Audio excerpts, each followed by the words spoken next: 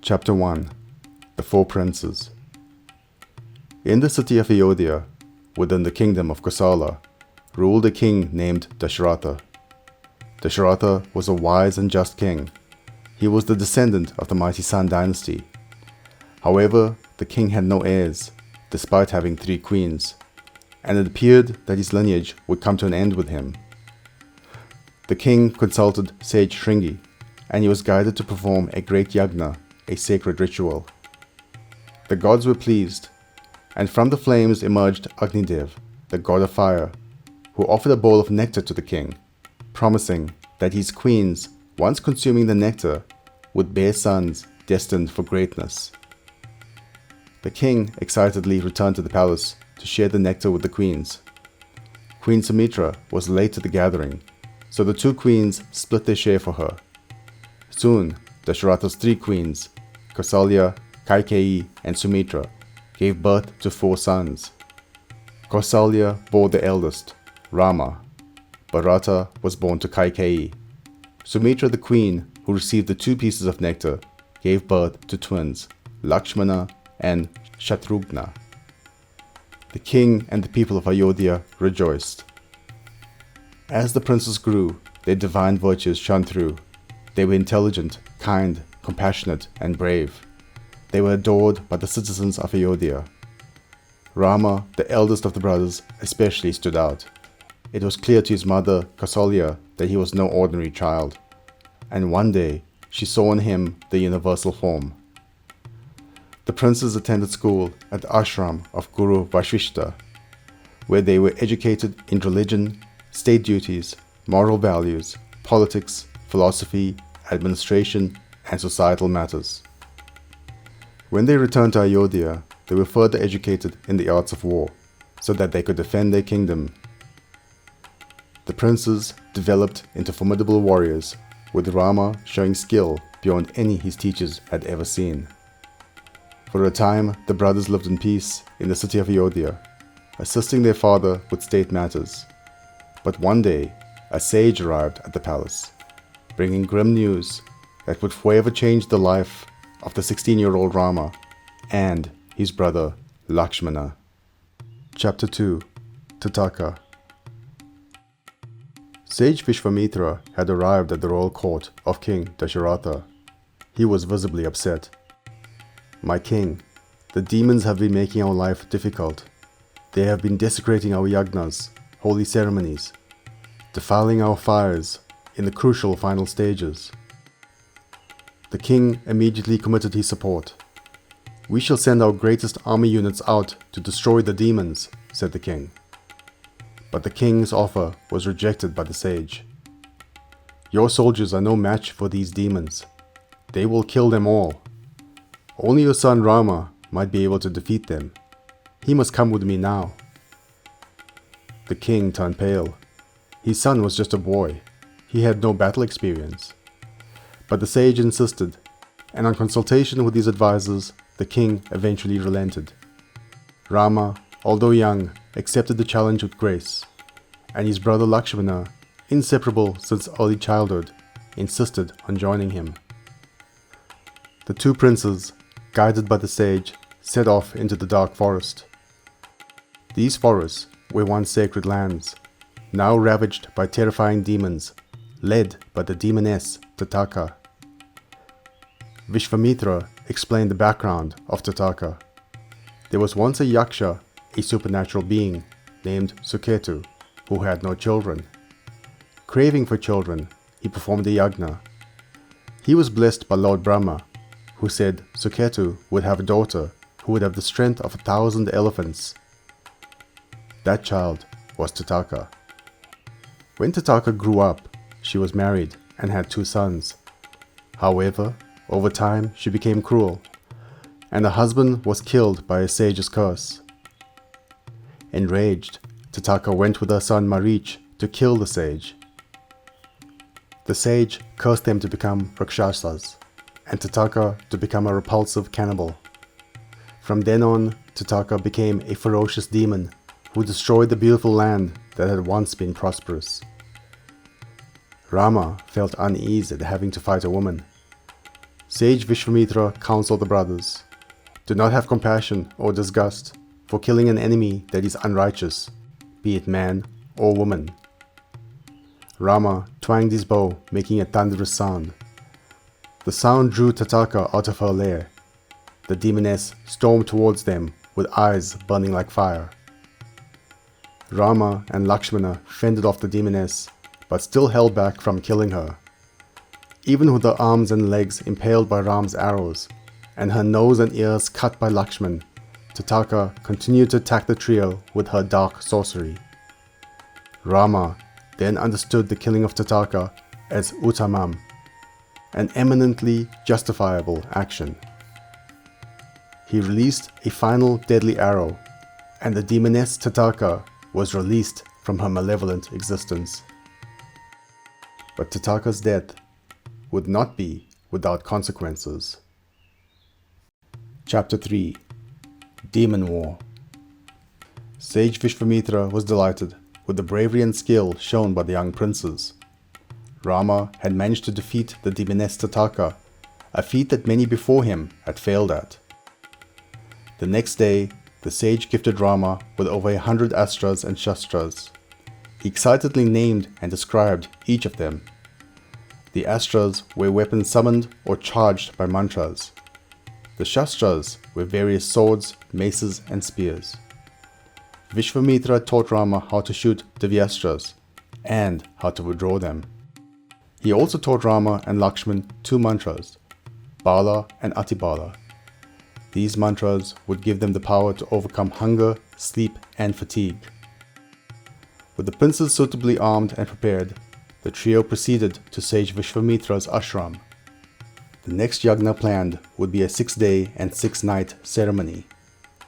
The 2 princes stood guard while the sages performed the sacred rituals. With the use of Vishvamitra's mantra, they required neither sleep nor food. On the 6th night, the demons attacked with full force, led by the sons of Tataka. Marich and Subahu rained down foul substances to desecrate the sanctity of the yagna. Ram used one of the astras gifted to him to protect the sacred fires. The brothers then began their counterattack. The demons seemed innumerable and attacked in waves. Ram skillfully deployed an array of the astras, beating back the demon army. He aimed an astra towards Marich, and with it flung him hundreds of miles away to the ocean. With another powerful astra, Rama killed the demon Subahu. The brothers then fought off the remaining demons, eventually causing all of them to flee in terror. The yagna was completed successfully, and Sage Vishvamitra was delighted.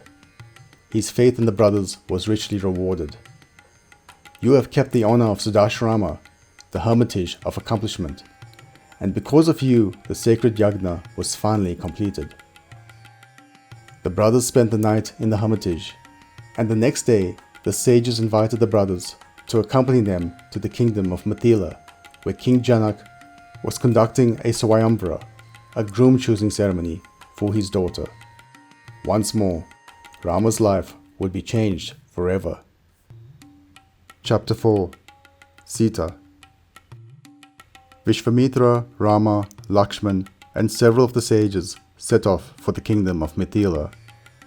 The king was having a Swayamvara, which was a grand ceremony to choose a groom for the king's daughter. Kings, sages, and dignitaries from far and wide would visit the kingdom to join in the festivities and sacred ceremonies. Sage Vishvamitra related the story of King Janak's daughter to the princes. The king had discovered her while plowing a field as part of his sacred ritual, and he had adopted her as his daughter. She was born from a furrow in the earth, which is why her name comes from the Sanskrit word for furrow, Sita. The king wanted a worthy husband for his beloved daughter, and he set a test for any potential suitors. The Shiva Dhanush, the bow of Shiva, had belonged to the family of King Janaka for generations. It was an exceptionally heavy bow. The test for any suitor was to be able to lift and bend the bow to string it. None had been able to complete the task, with many of the princes and kings not even being able to lift the bow, much less string it. It was kept in a box with 8 wheels. According to some legends, King Janak was inspired to set the test when he once saw Sita as a child lifting the bow to retrieve a ball she had accidentally dropped into the box. When Rama and Lakshmana arrived in Mithila with the sages, word of the 2 valiant and handsome princes spread in the kingdom. The sages and the princes were invited to the palace, and on the request of sage Vishvamitra, King Janak was asked to show them the bow. The box, which contained the Shiva Dhanush, was brought into the palace chamber, pulled by several of the king's guards. To the amazement of those of the king's court present, Rama, the prince of Ayodhya, opened the box, effortlessly lifted the bow, and bent it to string it. The citizens of Mithila heard a sound like thunder which shook the earth. The bow had broken with the power of Prince Rama's pull. At first, the attendees remained in stunned silence, which then gave way to the exuberance of the king. King Janaka was amazed and overjoyed. He had finally found a worthy husband for his daughter, and he excitedly ordered the arrangements for Sita's wedding. But the thunder of Lord Shiva's breaking bow had attracted the attention of a Brahmin warrior, and he was not pleased. Chapter 5. Parashurama. The Brahmin warrior Parashurama, drawn by the sound of Lord Shiva's bow breaking, entered the royal chambers. He was furious upon seeing the broken bow. Who is responsible for this? The Brahmin demanded to know. Parashurama was a Lord Shiva devotee and known as the 6th avatar of Lord Vishnu. From time to time, Lord Vishnu would incarnate into human form to restore the balance of justice over injustice. During the time of Parashurama, the Kshatriyas, the class of warriors, had become exceptionally cruel and had killed his father, Jamadagni. In a furious rampage, Parashurama had killed all the male Kshatriyas on earth 21 times over to avenge the murder of his father. He was famous for his skills in warfare, particularly his proficiency with the axe. Rama stepped forward in response to Parashurama's question. "It was I, Rama, who broke the bow," replied the prince. A chilling silence filled the air as Parashurama approached Rama, his eyes blazing with fury. But then confusion set in as Parashurama assessed the slender, serene youth before him. It was Parashurama's responsibility to put an end to any warrior who could become a threat to the land. But is it possible that it was mere chance that this young prince was able to break the Shiva bow? Parashurama handed over his own mighty Vishnu bow to Rama with a challenge. "Prove your worth by stringing this bow, young prince." Without hesitation, Rama took the bow and effortlessly strung it. A dawn of realization came over the Brahmin warrior, as his eyes widened with amazement and recognition. Chapter 6. 4 brides for 4 princes. Parashurama's anger abated as he saw the young prince Rama effortlessly string the Vishnu bow. The prince's true nature became apparent to the Brahmin warrior. In that moment of divine revelation, Parashurama surrendered his fury, realizing that his duty and the purpose of his avatar were fulfilled. He bowed in reverence to Prince Rama and announced his departure to the mountains, much to the relief of the assembled members of the court. According to scriptures, Parashurama will appear again at the end of the Kali Yuga to be the Guru of Kalki, Lord Vishnu's 10th and final incarnation. Ram's victory marked the beginning of a grand celebration. Preparations for the wedding of Ram and Sita were underway, and soon King Dasharatha arrived in Mithila to bless the union. It was a joyous occasion, not only for Rama and Sita, but also for Ram's brothers. Bharat was married to Sita's cousin, Mandavi. Lakshmana was married to her sister, Umila, and Shatrughan to her cousin, Shutkati. Rama, Sita, and their families returned to Ayodhya amidst joyous celebrations. Over time, Rama and Sita's love deepened even further, and they became inseparable, just as Lord Vishnu is inseparable from Goddess Lakshmi. In the royal courts, Rama proved himself to be an outstanding leader. He was the epitome of wisdom, humility, and compassion.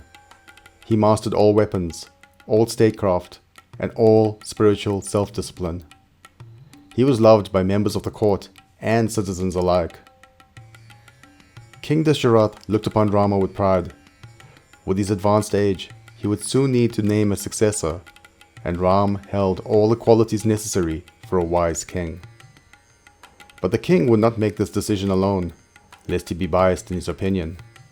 He held many consultations with his advisors and members of the royal court to ensure he considered all possible candidates as his successor. Consultations with advisors and court members unanimously pointed to Rama as the ideal heir. But many of these consultations were overheard by a member of the royal household, and in her heart grew resentment and anger. Chapter 7. Kaikeyi. King Dasharatha, pleased with the decision of his court to appoint Ram as the successor to the throne, instructed them to proceed with preparations for the royal coronation. The king then returned to his chambers. He was surprised when he saw his queen Kaikeyi in a disarray. Tears streamed down the queen's face. Kaikeyi was the mother of Prince Bharat. Her son was away visiting his maternal uncle in the city of Kaikeyi. King Dasharatha was very concerned. Of his 3 queens, Kaikeyi held an especially dear place in his heart. "What is wrong, my dear? What has upset you so?" Kaikeyi seemed inconsolable, and the king desperately asked what he could do to alleviate her sorrow. In the time leading up to this incident, Queen Kaikeyi was visited by her family servant Manthara. The handmaiden had looked after Kaikeyi since her birth, continuing to do so even after Kaikeyi's marriage, where she moved into the royal palace. The news of Rama about to be named as royal heir greatly upset Manthara. In her mind, Prince Bharat, the son of Kaikeyi, and the child she looked upon as her own grandson, should be the next king. Manthara filled the naive queen's mind with fear and doubts. "Once Rama is king, you will have no place in the palace. Queen Kausalya will be the royal mother, and you and your son will be sent away." At first, Kaikeyi resisted. She loved Rama, as most of those in the kingdom did. But as Manthara argued and persuaded, she finally accepted the handmaiden's point of view. Kaikeyi had 2 boons, wishes, granted to her by the king when she had once rescued him in a battle and nursed him back to health. Now was the time for her to use them. In reply to the king's question as to how he could console her, she responded, "I wish to use the 2 boons you have granted me. My first wish is for our son Bharat to be appointed king, and my second wish is that Prince Rama be sent into 14 years of exile." King Dasharatha's face went pale with shock and horror. Chapter 8. Exile. King Dasharatha was horrified by Queen Kaikeyi's request. He desperately tried to persuade the queen to retract her wishes. However, the queen was adamant in her decision, and the king was honor bound to fulfill the boons he granted to her. Manthara, the queen's handmaiden, had planted seeds of insecurity, fear, and jealousy into the mind of Kaikeyi. The handmaiden knew that Prince Rama was loved by members of the court and citizens alike. It was not enough that the queen's son, Bharat, be named king instead of Rama. Rama had to be sent away so that Prince Bharat could win the hearts and minds of the people of the kingdom without the constant reminder of the king that could have been. Heartbroken, King Dasharatha finally accepted his queen's decision, and he sent for Prince Rama. The king informed Rama of Kaikeyi's demands and the boons granted to her. Rama would be exiled to the forest to live the life of an ascetic for 14 years, and Bharat would take his place on the throne. Prince Rama was taken aback, but his response surprised the king.